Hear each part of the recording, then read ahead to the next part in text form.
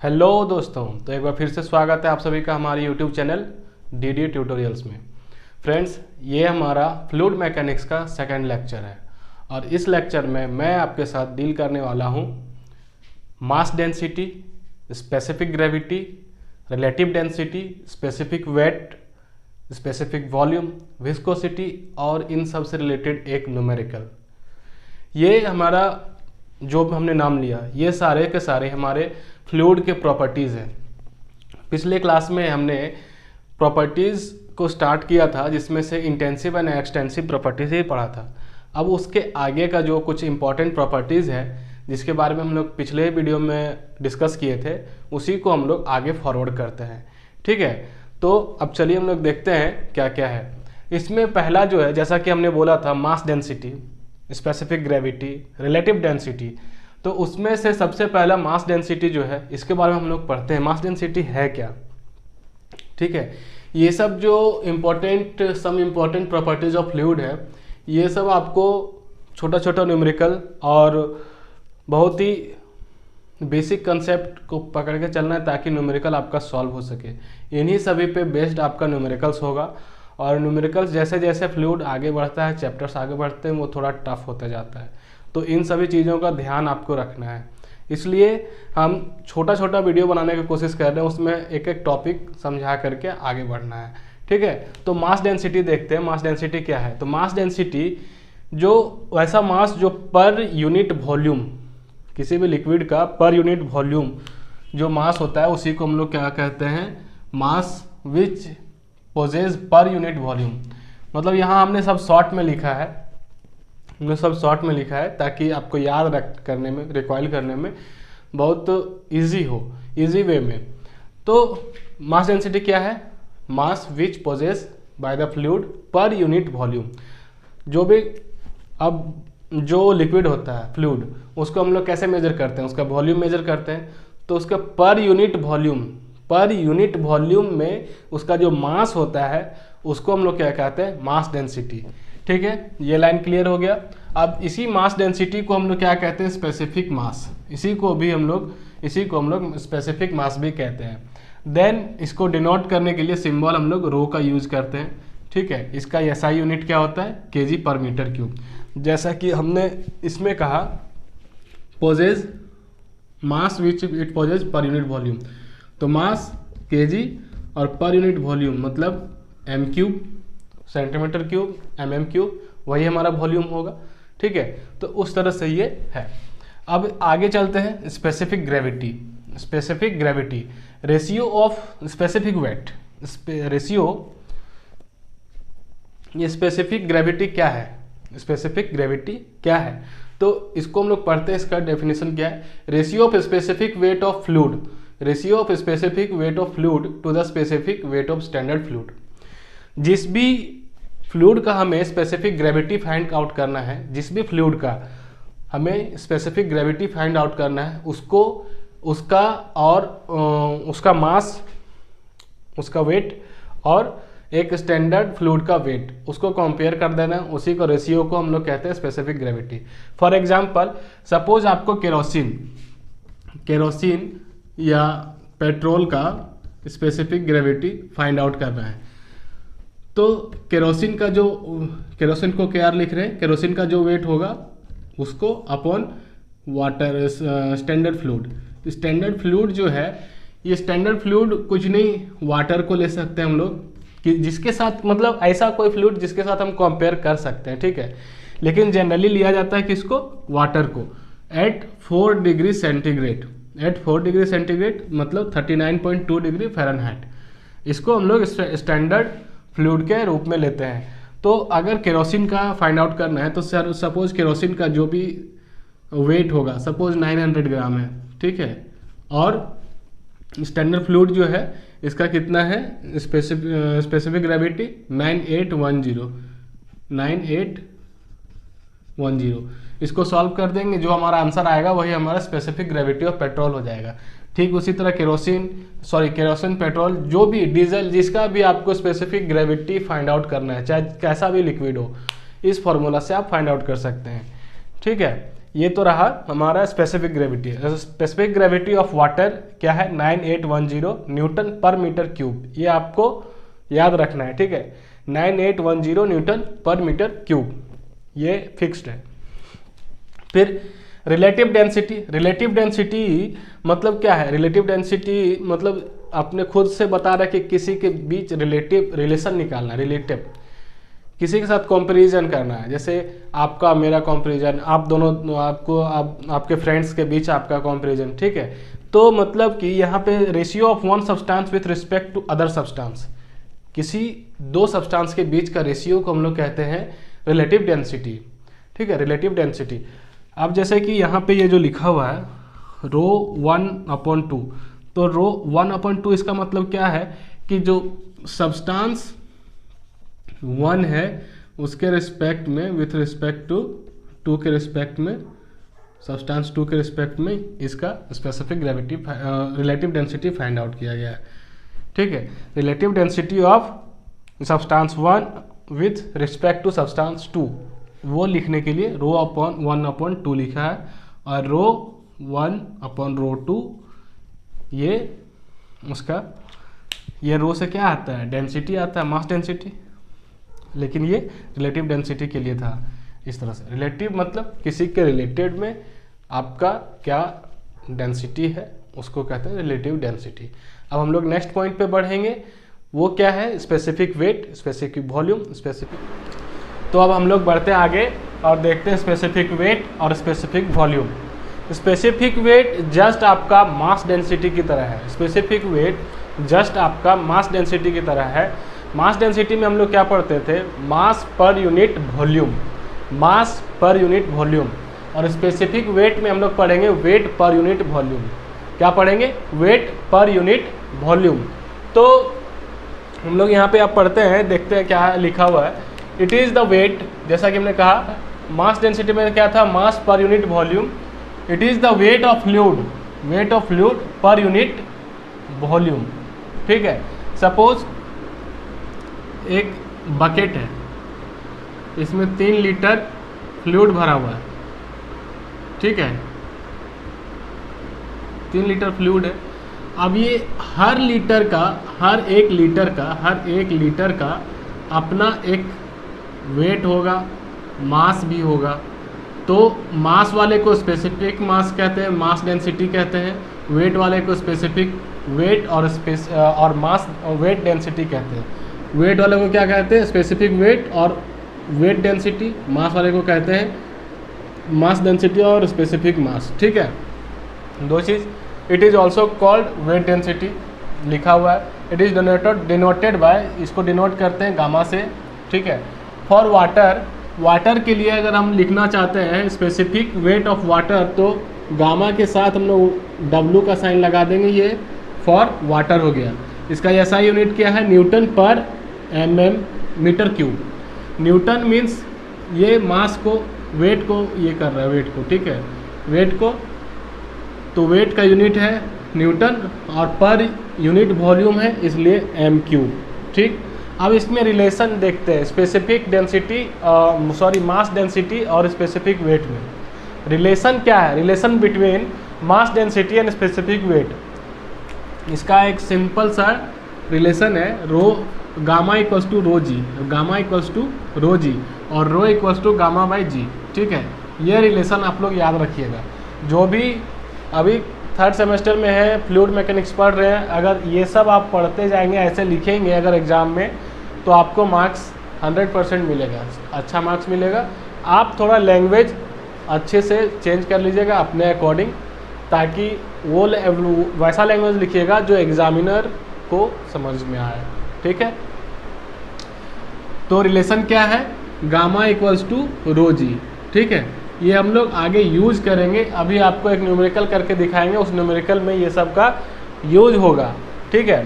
Both मास density और specific density किस पे डिपेंड करता है? टेम्परेचर एंड प्रेशर पे। मास डेंसिटी एंड स्पेसिफिक वेट जो है, मास डेंसिटी और स्पेसिफिक वेट जो है टेम्परेचर एंड प्रेशर पे डिपेंड करता है, ठीक है। ये हो गया स्पेसिफिक वेट का खेला ख़त्म। स्पेसिफिक वेट बोले या वेट डेंसिटी बोले, दोनों यहाँ तक हम लोग कंप्लीट कर लिए। अब आगे बढ़ते हैं स्पेसिफिक वॉल्यूम पे। ठीक है, स्पेसिफिक वॉल्यूम क्या है? सेम वही चीज़ है, इसमें volume per unit mass, weight, per unit weight, volume है पर यूनिट वेट है। जैसा कि हमने बताया था कि एक बकेट में पानी है, इसमें 3 लीटर पानी है, तो हर वॉल्यूम में कुछ मास होगा, कुछ वेट होगा। ठीक उसी तरह कुछ, जैसे कि इसमें 3 लीटर है, तो जितना अगर वेट होगा तो उसके साथ वॉल्यूम भी तो होगा। ठीक है, सेम वही चीज़, वही सब चीज़ को ये जो मास डेंसिटी, स्पेसिफिक वेट, और ये क्या है? Specific volume. ये सारा चीज़ पर यूनिट, इसमें पर यूनिट वेट, इसमें पर यूनिट वॉल्यूम, इसमें भी पर यूनिट वॉल्यूम। ठीक है, याद रखने का सिंपल तरीका, पर unit volume, per unit volume, और इसमें पर यूनिट वेट। ठीक है, इसमें क्या? इसमें मास, इसमें वेट, और इसमें वॉल्यूम।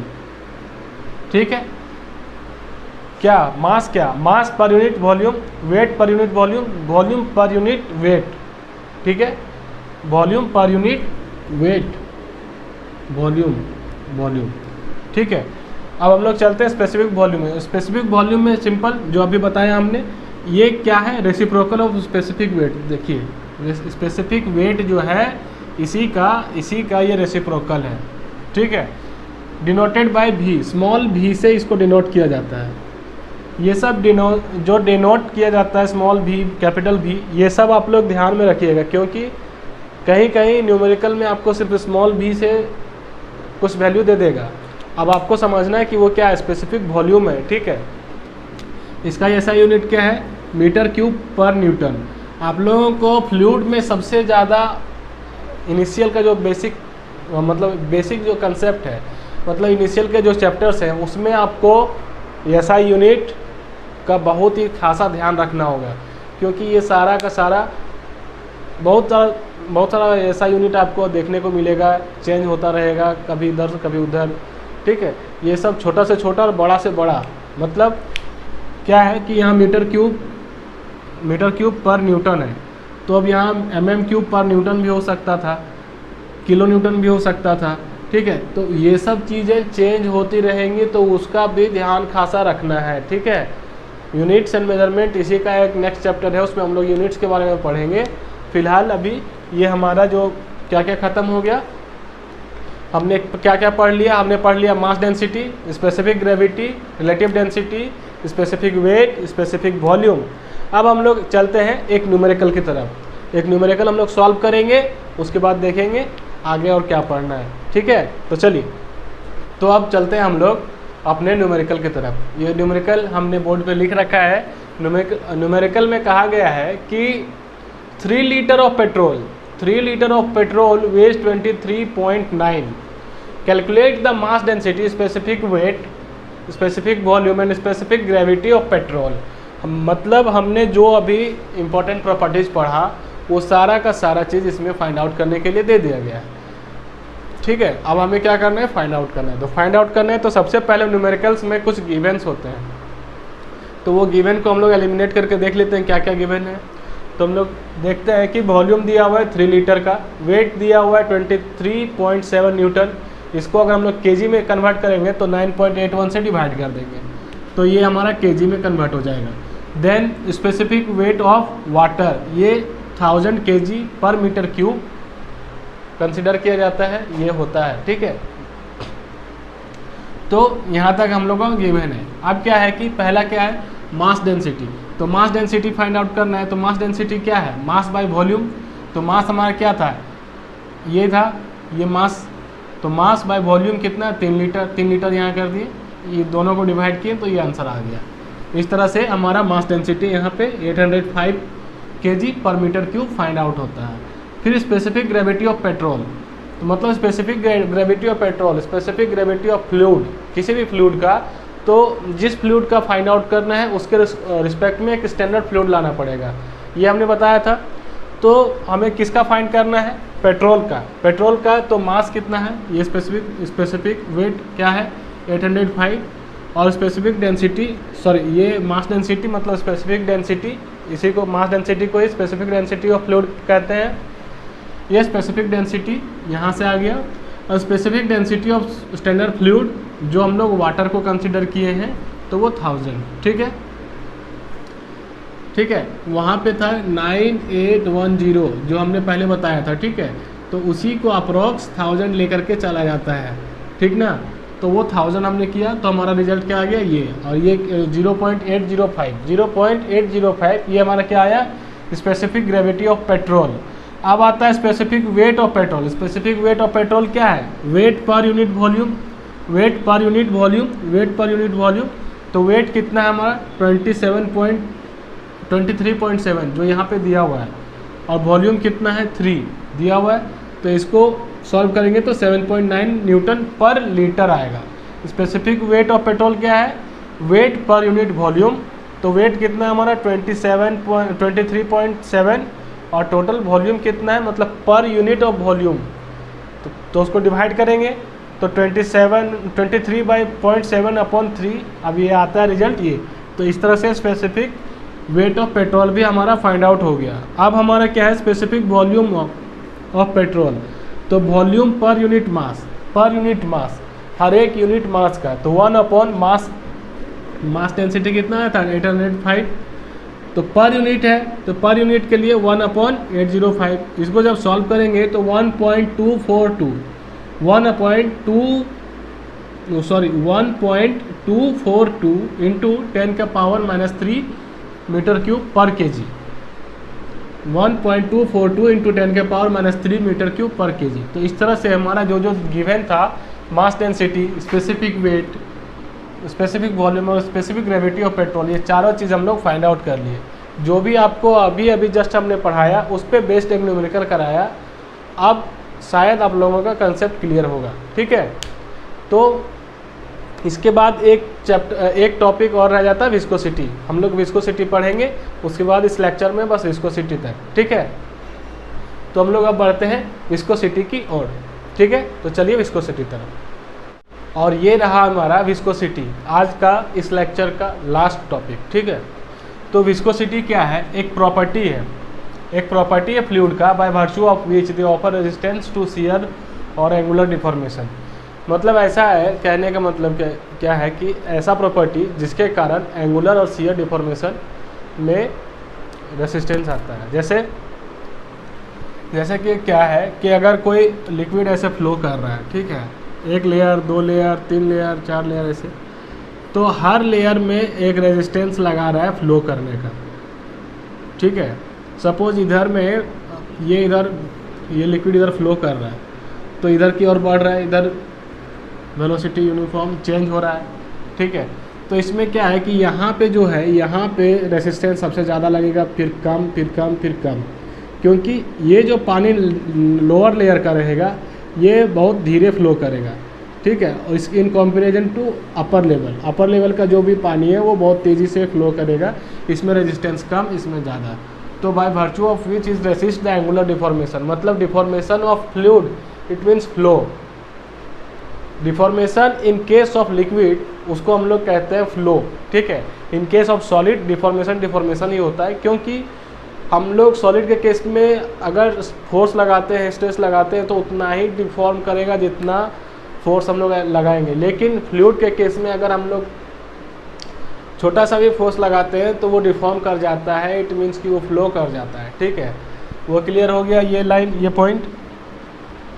हम लोग चलते हैं primary due to cohesion and molecular momentum exchange. Primarily due to cohesion and molecular momentum exchange between fluid layers as flows occur. जैसा कि हमने यहाँ पे पहले ही बताया कि जो कोहेसिव फोर्स होता है, कोहेशन फोर्स, और molecular momentum exchange between the layers, जितना लेयर है इनके बीच में मोमेंटम एक्सचेंज होता है जैसे ही फ्लो ऑकर होता है, तो उसके वजह से ये क्रिएट होता है viscosity. This effects appear as shearing stress between moving layers. ये सारा चीज़ हमने इस एग्जांपल से बताने का कोशिश किया आपको कि मूविंग लेयर के बीच में ये इफेक्ट हम लोगों को देखने के लिए मिलता है कि जो अपर लेयर का पानी रहेगा वो उसका स्पीड, उसका वेलोसिटी कुछ और रहेगा in comparison to lower layer, क्योंकि लोअर लेयर में रेजिस्टेंस थोड़ा ज़्यादा लगता है, वो धीरे मूव करता है in compare to upper layer of water.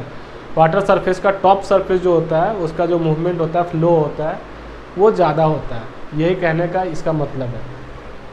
ठीक है, तो आज हमने क्या क्या पढ़ा? हमने पढ़ा मास डेंसिटी, स्पेसिफिक वेट, फिर हमने relative density, specific volume and ये विस्कोसिटी, और एक न्यूमेरिकल किया। तो आज इस लेक्चर में इतना ही। फिर हम लोग नेक्स्ट डे मिलते हैं इसके आगे हम लोग क्या क्या पढ़ेंगे, न्यूटोनियन, नॉन न्यूटोनियन, ये सारे फ्लूइड के बारे में हम लोग पढ़ेंगे। ठीक है, थैंक यू। वीडियो अच्छा लगा हो तो लाइक ज़रूर करें, शेयर ज़रूर करें, और अगर कोई आपका फ्रेंड हो जो बीटेक 3rd सेमेस्टर में हो उसको तो एकदम चिपका दे वीडियो, उनके लिए अच्छा है। Thank you, have a nice day.